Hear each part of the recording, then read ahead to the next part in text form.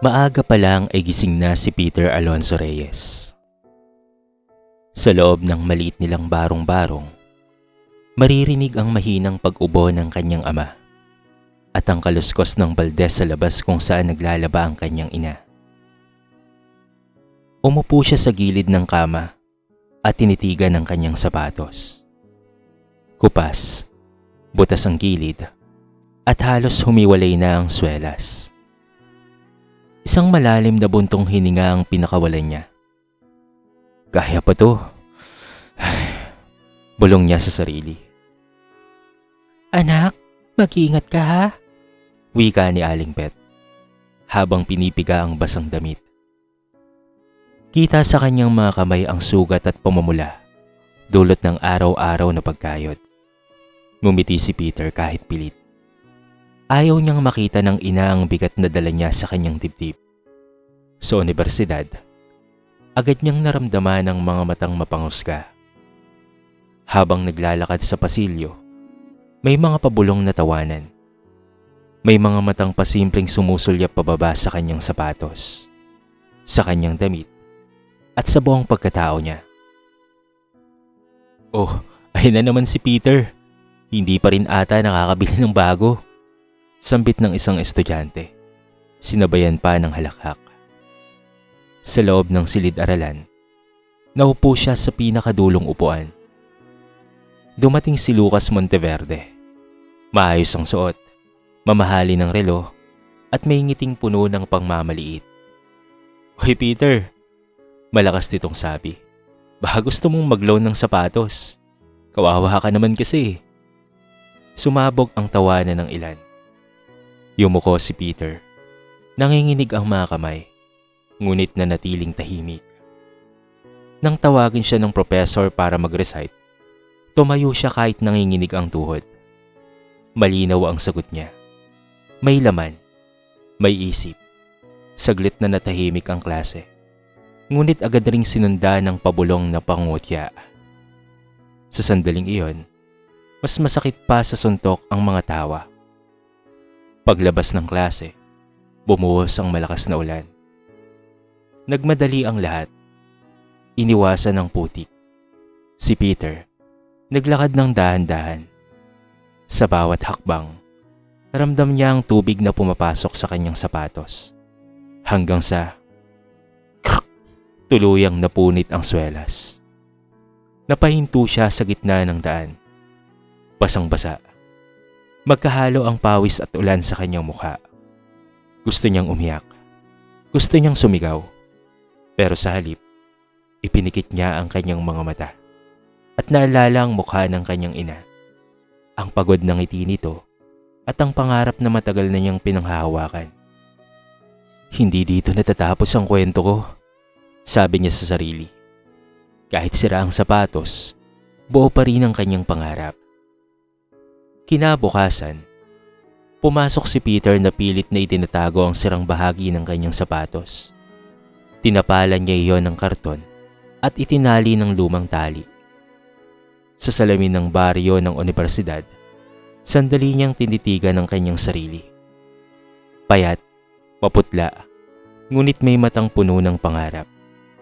Kaya ko pa, bulong niya. Sa loob ng klase, inanunsyo ng professor ang group presentation. Napunta si Peter sa group ni na Lucas Monteverde. Isang buntong hininga ang sabay-sabay na pinakawalan ng mga ito. Sigurado ka bang may ambag ka? Sarkastikong tanong ni Lucas. Baka mamaya, presentation mo, kasing sira ng sapatos mo. Nagtawanan ng lahat. Nalaki ang dibdib ni Peter sa hiya. Ngunit tumango lamang siya. Gagawin ko ang makakaya ko, mahina niyang sagot. Sa mga sumunod na araw, pinasa ni Peter ang halos buong trabaho. Siya ang nagre-research, nagsusulat ng argumento at nag-aayos ng presentasyon. Sa bawat puyat, sa bawat sikmurang kumakalam, pinanghawakan niya ang isang bagay. Patunayang mali sila. At dumating na nga ang araw ng presentasyon. Tumayo si Peter sa harap. Nanginginig ang boses sa simula. Ngunit habang nagsasalita, unti-unting luminaw ang kanyang isip. Malinaw ang kanyang punto. Napakatalas ng lohika. Saglit na natahimik ang silid. Napakunot noo ang propesor. Tila humanga sa kanya. Ngunit matapos ang klase, muli siyang hinarap ni Lucas. "Hindi ka pa rin bagay dito," malamig nitong sabi. "Kahit anong talino mo, mahirap ka pa rin at hindi magbabago yun." Parang kutsilyong bumuo ng mga salita sa dibdib ni Peter. Gusto niyang sumagot, ngunit pinigilan niya ang kanyang sarili. Sa may hagdanan, may isang taong lumapit sa kanya. "Peter!" Mahinang tawag ni Andrea Villanueva. "Salamat sa ginawa mo sa presentation ha. Magaling ka pala." Natigilan siya. Hindi siya sanay sa papuri. "Salamat din," tanging nasabi na lamang niya. Halos hindi makatingin. Pag-uwi niya sa bahay, nadatnan niya ang inang pagod na pagod. Nakaupo sa gilid ng kama. "Anak," sabi ni Aling Beth. "Pasensya ka na anak ha. Kulang na naman ang kita ko ngayon." Ngumiti si Peter at niyakap ang ina.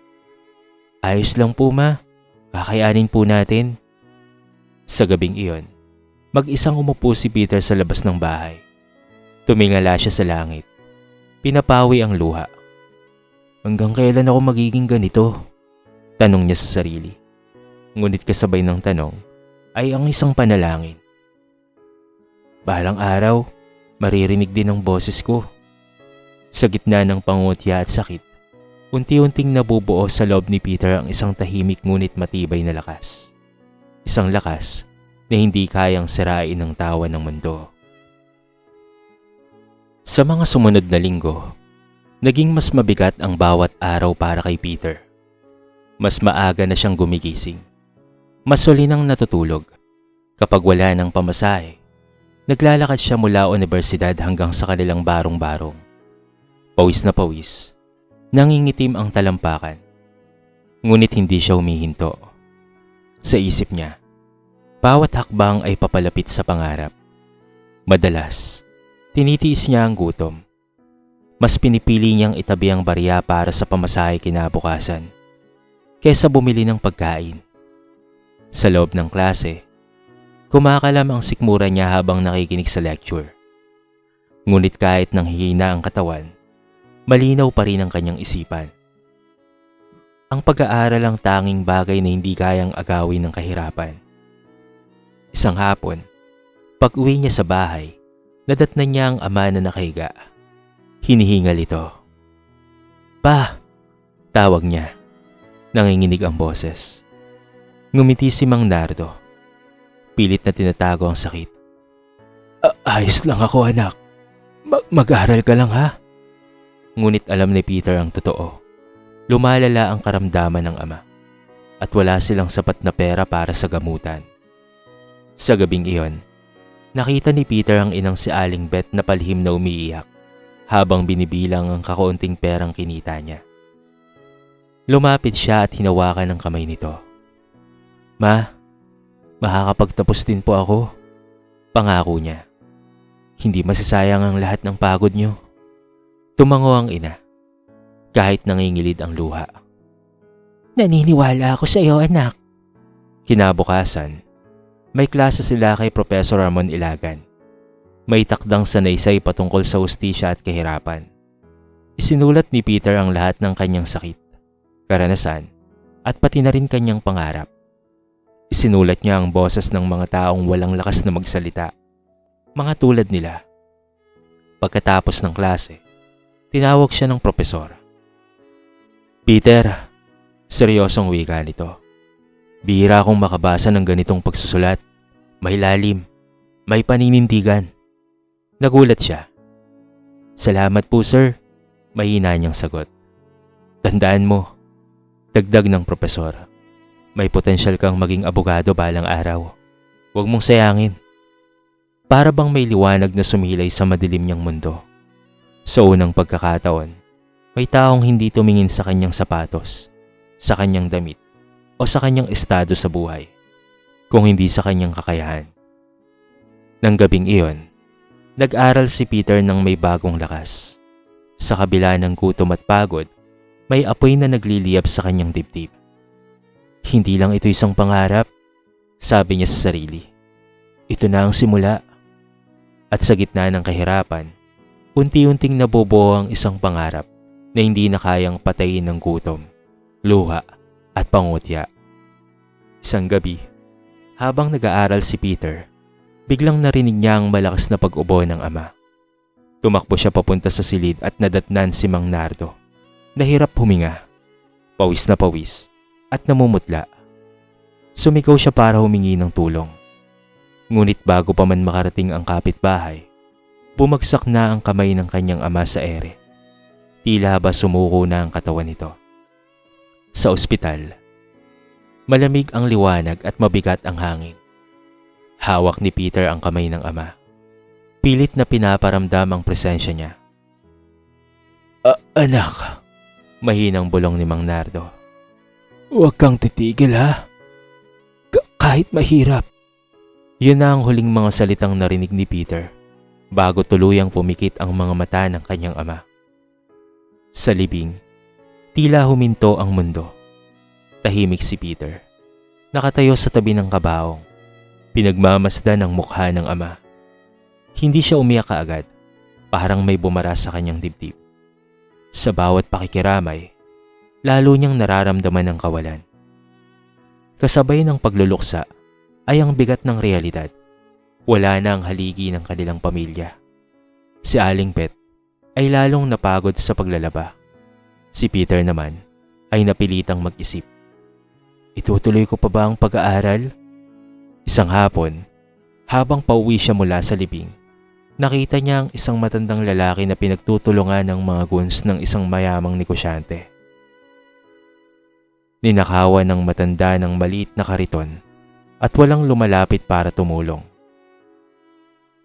Wala kang laban, sigaw ng isa. Nanigas si Peter. Gusto niyang sumigaw, tumulong, ngunit wala siyang lakas. Wala siyang kapangyarihan. Sa gabing iyon, umupo siyang mag-isa sa tabi ng ilaw sa labas ng kanilang bahay. Umagos ang luha na matagal na niyang pinipigilan. Pa, bulong niya. Hindi ko po alam kung kaya ko pa. Lumapit sa Aling Bet at tahimik siyang niyakap. Anak, Wika nito. kung susuko ka ngayon, parang sinukuan mo na rin ang pangarap ng ama mo. Tumulo ang luha ni Peter sa balikat ng ina. Kinabukasan, hindi siya pumasok sa klase. Sa unang pagkakataon, hinayaan niyang lamunin siya ng lungkot. Ngunit sa gitna ng katahimikan, bumalik sa isip niya ang mga salitang narinig niya sa lansangan. Wala kang laban! Doon niya napagtanto ang isang bagay. Ang kahirapan ay hindi lang kawalan ng pera, kung hindi kawalan ng boses. At kung patuloy siyang mananatiling tahimik, marami pang maaapi tulad ng matandang lalaki. Sa harap ng simpleng puntod ng ama, lumuhod si Peter. Ipinapangako ko po, wika niya, nanginginig ngunit matatag. Magiging tinig ako ng mga hinaapi. Sa gabing iyon, kahit puno ng sugat ang kanyang puso, muling nagliyab ang apoy ng kanyang pangarap. Ang pinakamadilim na gabi ay hindi katapusan. Ito ang simula ng kanyang paninindigan. Lumipas ang mga buwan matapos ang pagkamatay ni Mang Nardo. Unti-unting bumangon ang pamilya Reyes. Bagaman nananatiling mabigat ang bawat araw, si Aling Bet ay mas maaga nang umaalis para maglaba at mas huli nang umuwi. Kahit nangingitim na ang kanyang mga daliri sa sabon at tubig. Si Peter, sa kabila ng lungkot, ay bumalik sa pag-aaral na may mas malinaw na layunin. Nagtrabaho siya bilang part-time sa isang maliit na photocopy shop malapit sa kanilang universidad. Sa pagitan ng pag-aaral at trabaho, halos wala na siyang oras para magpahinga. Ngunit sa bawat pahinang kinokopya niya, sa bawat gabing puyat, ay alam niyang isa itong hakbang papalapit sa kanyang pangarap. Dumating ang araw ng pagtatapos sa kolehiyo. Habang nakasuot ng simpleng toga, tinanaw ni Peter ang mga taong nakapaligid sa kanya. mga kaklasing may mga garang sapatos at mamahaling kamera. Sa gitna ng lahat, nakita niya ang kanyang ina. Nakatayo sa likod, hawak ang lumang bag, nangingilid ang luha. Doon niya napagtanto. Hindi nasusukat ang tagumpay sa suot kung hindi sa pinagdaanan. Ilang linggo matapos ang graduation, dumating ang balitang matagal na niyang ipinagdarasal. Nakapasok siya sa law school sa pamamagitan ng scholarship. Nang ibalita niya ito kay Aling Beth, napayakap ito sa kanya ng mahigpit. Anak, napakagaling mo. Umiyak na sabi ng ina. Ito na ang bunga ng lahat ng hirap mo. Ngunit sa law school, mas mabigat ang hamon. Mas mahaba ang binabasang kaso, mas matatalas ang diskusyon, at mas lantad ang agwat ng mayaman at mahirap.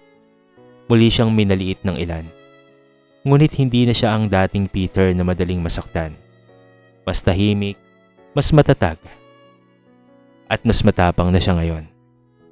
Isang araw, napansin siya ni Attorney Emilio Santillan, isang veteranong abogado na guest lecturer sa kanilang klase. Matapos ang isang mainit na debate, tinawag siya nito. May prinsipyo ka, bata, sabi ng abogado, at bihira ang ganyan. Huwag mong papakawalan. Mula noon, nagsilbing gabay si Attorney Santillan kay Peter, hindi lang sa batas, kung hindi sa kahulugan ng tunay na hustisya. Tinuruan siyang lumaban ng may dangal at makinig sa hinaing ng mahihina. Sa mga gabing halos sumuko na siya sa pagod, inaalala ni Peter ang pangakong binitawan niya sa puntod ng ama. Sa bawat pahina ng batas na kanyang binabasa, inuukit niya ang kanyang dahilan, hindi para yumaman, kung hindi para maglingkod. Lumipas ang mga panahon ng pagtatrabaho at pag-aaral. Tahimik ang umaga nang lumabas ang resulta ng bar exam. Nakaupo si Peter sa lumang mesa sa kanilang bahay. Hawak ang cellphone na nanginginig sa kanyang palad. Katabi niya si Aling Beth. Nakapikit, mahigpit ang hawak sa rosaryo. Ilang segundo pa ang lumipas bago tuluyang lumitaw ang listahan ng mga pumasa. Hanggang sa maya-maya ay nahanap ni Peter ang pangalan niya. Hindi siya kaagad nakapagsalita. Parang huminto ang mundo. Nang tuluyan niyang maintindihan ng nakita, napaluha siya at napalod sa sahig. Mapumasa po ako, nanginginig niyang sabi. Dahil doon ay napahugulkol si Aling Beth at maigpit siyang niyakap. Salamat sa Diyos. Salamat, anak. Sa araw ng panunumpa bilang abogado, simple lamang ang suot ni Peter. Habang nakatayo siya sa hanay ng mga bagong abogado, bumalik sa isip niya ang mga panahong pinagtatawanan siya dahil sa sirang sapatos. Ngayon, wala na ang sapatos na yon. Ngunit dala pa rin niya ang alaala nito sa kanyang puso. Hindi siya pumasok kaagad sa malaking law firm. Sa halip, nagbukas siya ng maliit na opisina sa tabi ng palengke. Isang silid na may lumang mesa, 2 upuan, at karatulang gawa sa karton. Abogado para sa mahirap. Hindi nagtagal, may pumasok na unang kliyente, si Mang Isko de la Cruz. Isang construction worker na bigla na lamang tinanggal sa trabaho. Wala nang ang sahod, pinagbantaan pa. Nanginginig ang boses ng matanda habang nagkikwento. Attorney, wala po akong pera. Mahina nitong sabi. Ngumiti si Peter. May karapatan po kayo at yun po ang ipaglalaban natin. Sa korte, unang beses siyang humarap bilang isang abogado. Sa kabilang panig ay ang isang makapangirihang kumpanya. May dalang mamahaling abogado. At sa likod ng mga ito, nakita niya ang isang pamilyar na muka. Lucas Monteverde. Nagtagpo ang kanilang mga mata.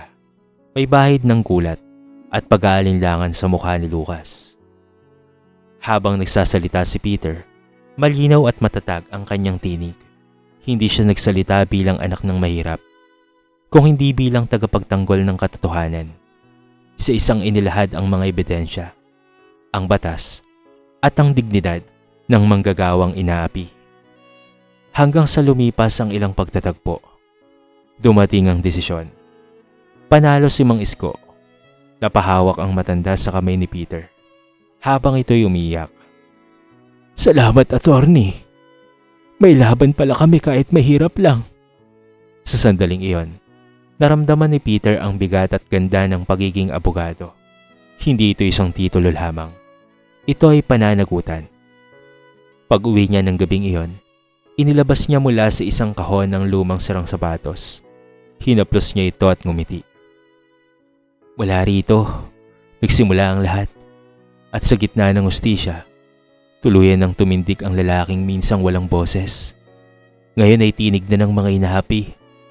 Salamat po, Panginoon. Lumipas ang mga taon at unti-unting nakilala ang pangalan ni Attorney Peter Alonso Reyes. Hindi sa mga mamahaling gusali ng lungsod, kung hindi sa mga eskinita, pabrika at komunidad ng mahirap. Sa bawat kasong kanyang hinaharap, dala niya ang parehong prinsipyo. Ang batas ay hindi lamang para sa may pera, kung hindi para sa lahat. Sa kanyang maliit na opisina, palaging may pila ng mga taong naghahanap ng tulong. Mga manggagawang hindi binayaran, mga inang inaapi, at mga pamilyang walang lakas na lumaban. Hindi man malaki ang kanyang kita, pero sapat na ang bawat pasasalamat at mga luha na nagagawa ng kanyang mga kliyente. Isang araw, may isang lalaking pumasok sa kanyang opisina. Maayos ang suot, ngunit bakas ang kaba sa mukha. Agad siyang nakilala ni Peter. Lucas, may hinahong wika niya. Si Lucas Monteverde ay hindi na ang mayabang na binatang kaklase niya noon. Natalo ang kumpanyang kanilang pinagtatrabahuan sa ilang kaso. At siya ngayon ay humarap sa reklamo ng mga manggagawa. Peter, mababang sabi nito. Kailangan ko ng tulong. Saglit na natahimik ang silid. Bumalik sa alaala ni Peter ang mga tawa, pangutya, at kahiyang minsang dumurog sa kanya. Ngunit sa halip na galit, awa ang nanaig. Hindi kita tutulungan para takasan ang kasalanan. Mariin niyang sabi, pero tutulungan kitang harapin ang katotohanan. Lumabas si Lucas na may luha sa mga mata. Dala ang aral na matagal na niyang iniwasan. Pag-uwi ni Peter, nadatna niya si Aling Beth na nakaupo sa may pintuan. Tahimik na nananalangin. Napansin ng ina ang pagod sa kanyang mukha at ngumiti. Anak, sabi nito. ang layo na nang narating mo, anak. Ngumiti si Peter at umupo sa tabi niya. Kung wala po kayo, wala po ako rito. Kinagabihan, binuksan ni Peter ang isang lumang kahon. Doon pa rin nakalagay ang sirang sapatos niya. Kupas, sira-sira, punit, at tahimik na saksi ng kanyang mga pinagdaanan. Hindi niya ito itinapon kailanman. Para sa kanya, yon ang paalala na minsan siyang tinawanan. Minsan siyang minaliit, at minsan siyang nangarap kahit mahirap. Sa isang seminar na inimbitahan siyang magsalita, tinanong siya ng isang estudyante. Attorney Reyes, ano po ang sikreto ng tagumpay niyo? Huminga siya ng malalim bago sumagot. Wala, wika niya. Walang sikreto. May pangarap lang akong pinanghawakan kahit sira ang sapatos ko. Marami pa siyang sinabi na nagpa-inspire sa marami. Dahil doon, tumayo ang mga tao at nagsipalakpakan. Ngunit para kay Peter, ang pinakamahalagang tagumpay ay hindi palakpak kung hindi katotohanang hindi siya sumuko. At sa bawat hakbang na ginagawa niya, kahit anong isuot niya sa kanyang paa, alam niyang buo ang kanyang paninindigan. Dahil ang lalaking minsang walang boses ay naging tinig ng hustisya, ng mga mahihirap at ng mga nangangailangan. Sa kwentong ito ay marami tayong mapupulot na aral. Tulad ni Peter, huwag susuko sa kahirapan kahit gaano kabigat ang buhay. Tulad ng sirang sapatos at gutom ni Peter noon, ang tagumpay ay nagsisimula sa determinasyon at pangarap. Ang kahirapan ay hamon, at ito ay hindi hadlang. Sino nga bang mag-aakala na ang dating binatang inaapi dahil sa kanyang sirang sapatos, ngayon ay isang batang hinahangaan ng marami, tinitingala at naging inspirasyon pa ng mga kabataan na siya ay tularan at maging siya balang araw. Dito na po nagtatapos ang ating maiksing kwento sa araw na ito. Sana po ay nagustuhan nyo. At sana po ay kinapulutan nyo ng maraming aral. Kayo mga kabarangay, ano ang masasabi nyo sa ating kwento? I-comment nyo naman po sa baba ang inyong mga reaksyon at babasahin natin ang lahat ng yan. I-comment nyo na rin kung taga saan kayo para naman malaman ko kung hanggang saan nakaabot ang video na ito. Paki-like and share na rin po ang ating kwento para mapakinggan rin ng iba. At kung bago ka pa lamang sa ating channel, baka naman pwedeng pakihit ang subscribe button at bell notification button para palagi kang updated sa mga bago nating upload na katulad nito. So paano mga kabarangay? Hanggang sa muli, thank you so much and peace out!